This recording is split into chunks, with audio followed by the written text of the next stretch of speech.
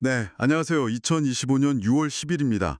오늘 한국 증시를 움직인 종목들 그 분석 자료를 방금 받아봤는데요. 상한가부터 큰 폭의 상승까지 배경이 참 궁금하실 거예요. 당신을 위해서 이 자료 속 핵심 정보, 그 의미를 한번 쉽고 명쾌하게 파헤쳐 보겠습니다. 바로 시작할까요?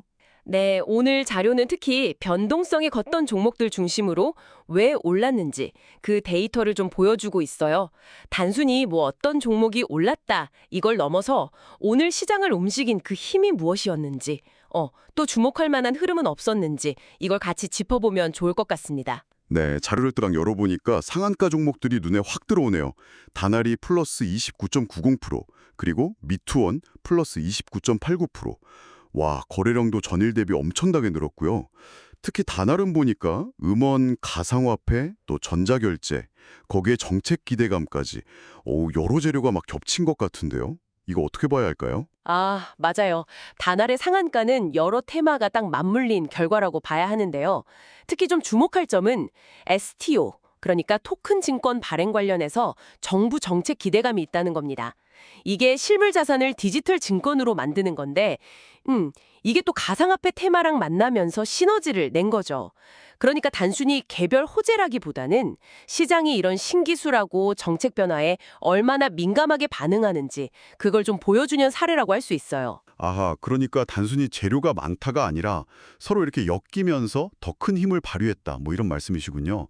그럼 저기 미투원 상한가 배경은 또 뭔가요?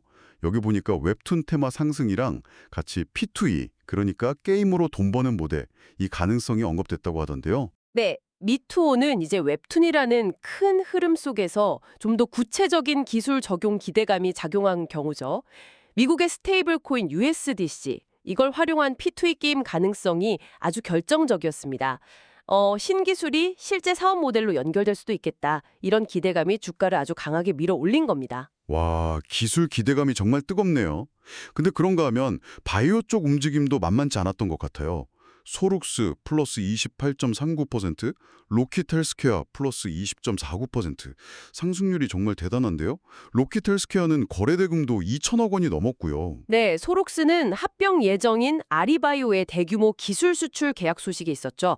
그게 규모가 약 8,130억 원 정도 되는데 특히 계약 상대가 중동 지역의 UAE 기업이라는 점, 이게 이제 향후 시장 확대 가능성을 좀 시사하면서 기대감을 확 키웠습니다.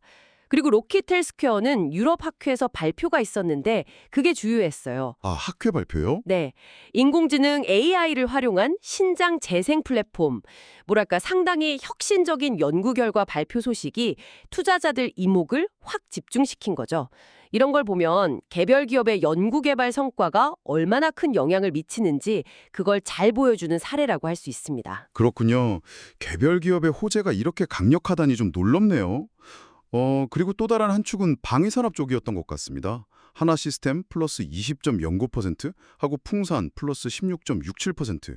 여기도 상승률도 높고 거래대금도 상당했어요. 특히 하나시스템은 5,900억 원이 넘는 돈이 몰렸더라고요. 네, 방산주는 사실 최근에 꾸준히 주목받는 테마인데요.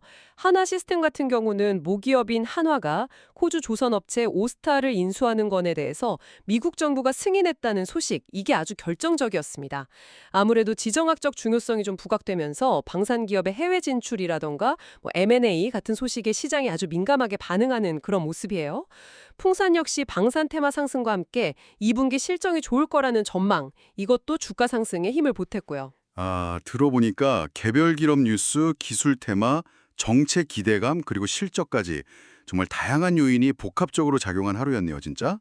그 외에도 보니까 우리 기술 투자 이건 가상화폐랑 STO 관련이고 펩트로는 비만 치료제 기대감, HD 현대 인프라코어는 건설기계, 카카오페이는 전자결제랑 정책, 미스터블루는 웹툰이랑 게임. 정말 15% 이상 급등한 종목이 많았습니다. 네, 그래서 자료 후반부에 있는 키워드 분석이 좀 흥미로운데요. 해시태그 정책 관련 종목이 6개로 가장 많았다는 점이에요. 아까 봤던 다날이나 카카오페이 같은 종목들이 이제 여기에 해당되겠죠. 그 외에도 보면 해시태그 가상화폐, 해시태그 방위산업, 해시태그 웹툰, 해시태그 전력설비 같은 특정 테마가 오늘 시장을 주도했다는 걸 명확히 보여줍니다.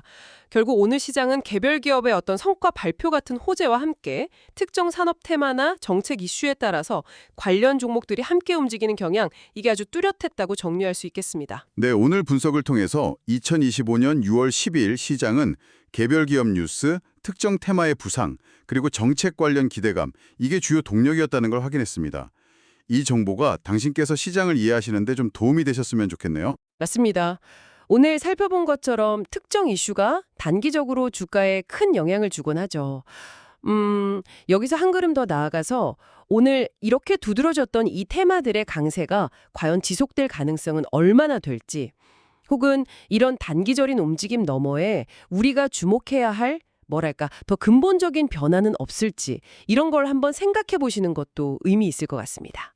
네, 오늘 저희가 나눈 이야기는 시장 분석 자료에 기반한 정보 공유 차원이라는 점, 그리고 투자의 최종 결정과 책임은 결국 투자자 본인에게 있다는 점을 항상 기억해 주시기 바랍니다.